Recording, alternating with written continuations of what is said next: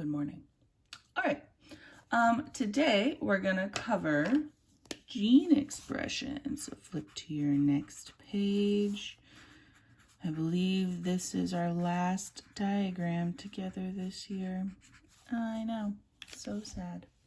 All right, so I like to do gene expression last. I think in my brain it kind of is the thing that connects everything in the past few units we've been doing. And so you can kind of use all your knowledge from our past few units to talk about gene expression, which I like. So gene expression kind of stems from this idea that every single cell in your body, so we say all somatic cells. Remember, somatic cells are all of your body cells, and they are all of your cells excluding your sperm or your eggs, so not your sex cells. So every single cell in your body contain your entire genome.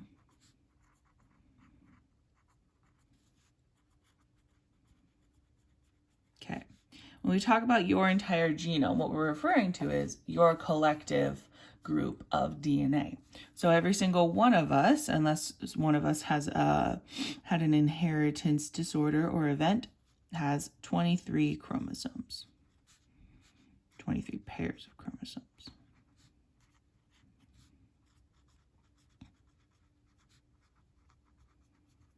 Okay, so in every single cell of our bodies, besides our sperm and egg, there are all 23 pairs of chromosomes. So all 46 chromosomes are in every single cell. So now our question is, if every single cell has every single chromosome, meaning they all contain the same genes unless there were mutations, then what makes a skin cell different from a muscle cell, different from a fat cell, different from a neuron? So how do these cells get particular functions when they all contain the exact same set of instructions? Okay, if I gave each of you the exact same cookbook, how could I make each of you specialize in a certain area of food if I just give you all the exact same instructions? So we have to do what's called gene expression, where we can selectively turn on and turn off genes. So this is how genes are turned on and off.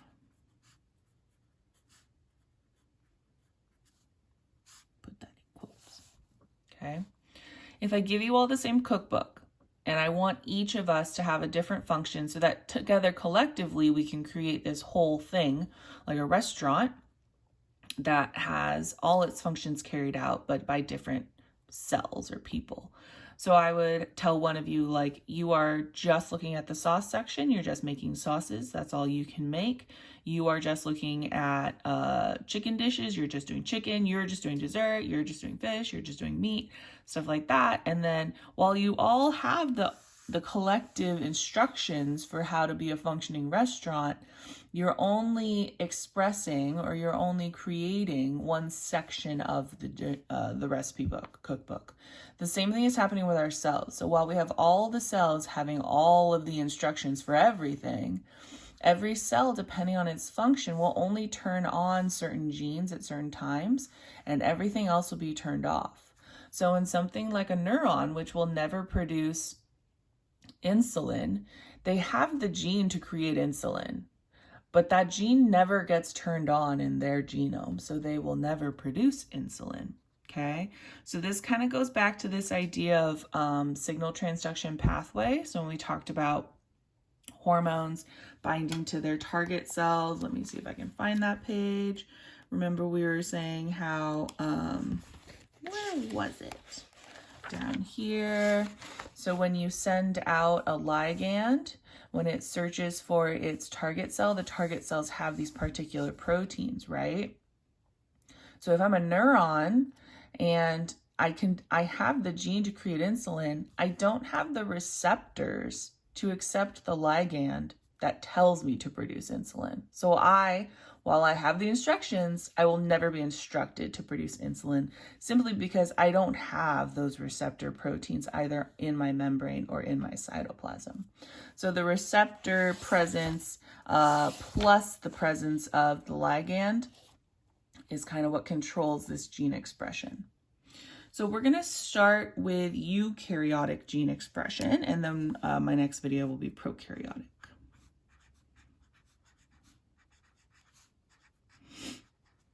Okay, so things to remember about eukaryotic DNA. It's linear. So it appears in those linear chromosomes, so these small segments of DNA. And it's double-stranded. You don't really need to know that, but you should just know that. So let's draw some DNA. Draw a squiggle. So this is just a small segment of one chromosome. And let's say on this small segment of chromosome, we're looking at a gene. So let's say this is a gene right here. And let's say this is the gene that contains the instructions to produce, let's do actin. Okay? So every single cell in your body has the gene to produce actin, but not every single cell in your body will produce actin. We have a few other regions. So if you remember back to transcription, we talked about this idea of introns and exons. Remember, exons are the segments of genome or DNA that get expressed. So these portions code for proteins. Introns are these in-between or intermediary stretches of DNA that don't code for proteins, so they get spliced out, but you're going to see here what those introns do. So this is our exon portion. And then downstream or downriver of our genes, so every gene downriver of it will have this intron portion, and it's called the termination region.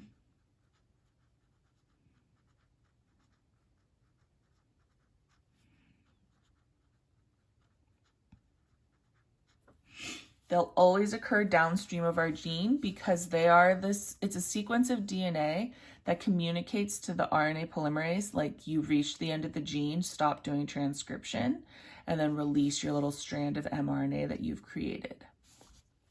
Upstream of our gene,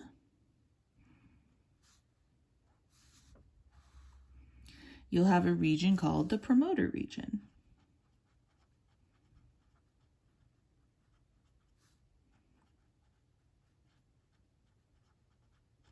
Which makes sense, right? So before our gene, we're going to have kind of like the start region. After the gene, we're going to have our stop region, just so you can mark the beginning and the end of your gene.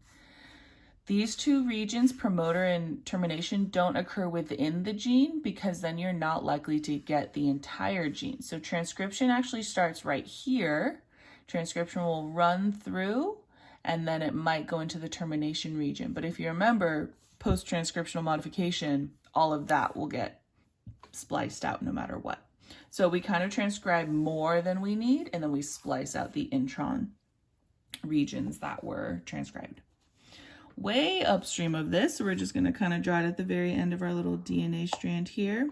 So it's not directly next to our promoter region. There's going to be a stretch of DNA in between.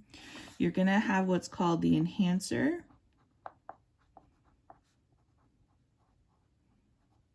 Or it might be a silencer.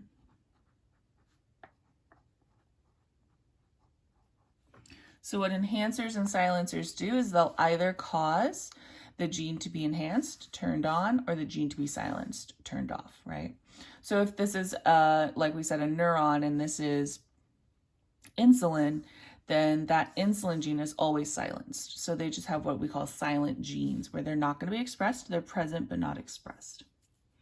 Okay, next we're going to have these really important proteins. We're going to draw them as blobs. And these are known as transcription factors.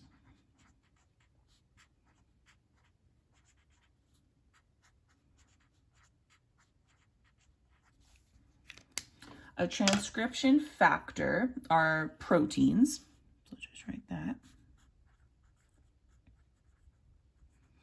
And they're proteins that interact with the DNA either to cause a gene to be enhanced or silenced. So if you remember all the way back to that G protein coupled receptor, when we talked about, we have this like kinase, activating kinase over and over again until you activate a particular protein. It's until you activate these transcription factors, because then these factors can go into the nucleus, interact with this region, and then cause the expression or silencing of our gene, okay? If you remember our steroid-based hormone, can just go right through the cell membrane and the nuclear membrane because it's lipid soluble.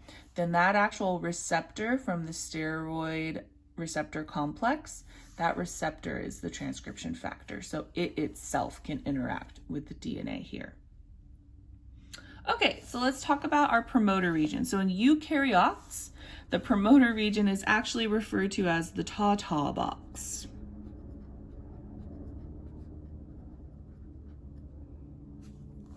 So every gene upstream of it will have this region of thymine, adenine alternating for an extended period of DNA. So we call it the ta-ta box because you just see TA, TA, TA, TA. And then opposing that, so make sure you have your base pairing rules. So it's like at. So this is the ta-ta box. It's just a repeating pattern of TA, TA, and that signals RNA polymerase where to bind. So when RNA polymerase comes to bind to the DNA, it binds to this sequence of TA, TA, TA, TA. So you end up with, let's draw our polymerase. Your RNA polymerase will bind here.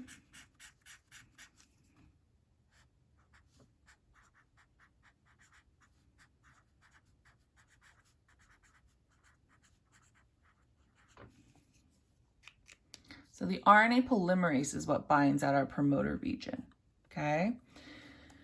Once your RNA polymerase binds here, it now needs to be activated, okay? So it's gonna be bound here. It's ready to transcribe our gene, but it needs to be activated first to transcribe it.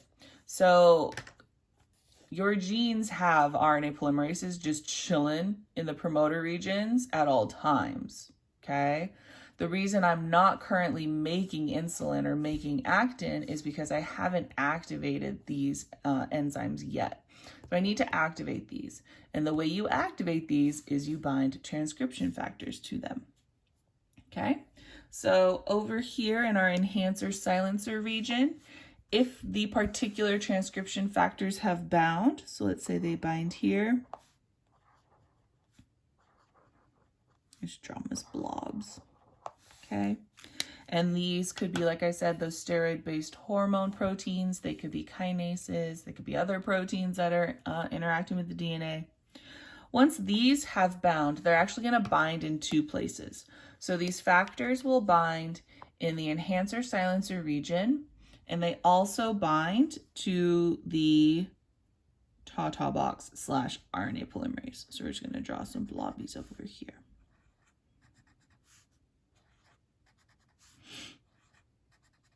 Keep in mind this idea of like every time we add or take something away from a protein is changing shape.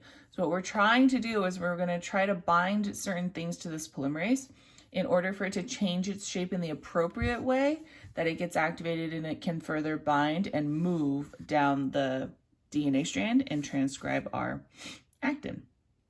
So what happens is once these transcription factors have come in and bind to these two regions, the DNA will physically bend, okay? So I have my strand here, I have my strand here. This portion will actually bend and it'll kind of fold over. And what happens is these transcription factors in the enhancer silencer region will bind with the factors in our RNA polymerase promoter region. Okay, so we're literally gonna like bend the DNA, and then those factors will kind of bind with each other, and that causes the polymerase to kind of shoot off and start transcription. Okay, and then once we hit the termination region, the polymerase will unbind, and then we'll stop the transcription of insulin or actin, or whatever protein you're making, right? So once the polymerase transcribes, it'll unbind. It can rebind to this promoter region. If the transcription factors are still present, then it will continue the transcription.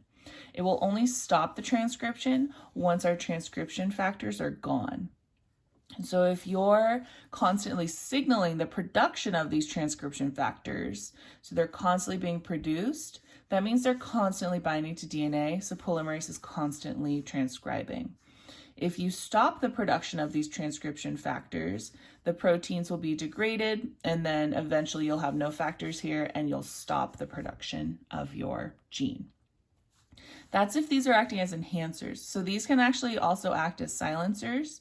So there are some genes that are just constantly made, and then you can cause them to be silenced. This is more for if you're a cell that's never going to produce certain proteins, you are just constantly silenced. So you have these factors here that cause the continual silencing of the gene. Okay, so that's how eukaryotes pick and choose what genes get expressed. And then when we talk about things like dominance and recessive, so like if I have, what am I trying to say? If I'm like a heterozygote, why is the dominant expressed over the recessive? So I'll have like this segment of DNA containing my one copy of actin, like inherited from my mother. I'll have another strand that has my actin from my father, or whatever protein we're talking about. So a dominant gene typically means that one is expressed over the other, literally meaning we're producing this protein, the dominant one, but we are not producing this one, the recessive one. That's why when you carry a dominant gene and you're a heterozygote, you just show the dominant gene, right? So if I'm heterozygote for, what am I gonna think of? Let's do widow's peak. It's like a little peak in my forehead hairline. Then that means I have a gene that codes for producing hair, but it's in those particular cells. So it's like in those cells on my forehead that form the little peak, they will produce keratin and hair cells. And then the recessive gene is just no production of hair, right? So it's either like I have it or I don't. But in every cell I have one copy. So I'll produce hair there. If I am recessive for it, that means I have two genes that both code for no production of hair, no production of hair, then I'll have a straight hairline, okay? If you're homozygous dominant, then it's produce hair, so I get a widow's peak, okay? So typically recessive just means it's not expressed at all, so you're not producing a protein from that stretch of gene just because it's probably silenced and it's not being expressed. Okay, come back for the next video for prokaryotic gene expression. It's a little different and it's a little more difficult. How exciting. Okay, bye guys.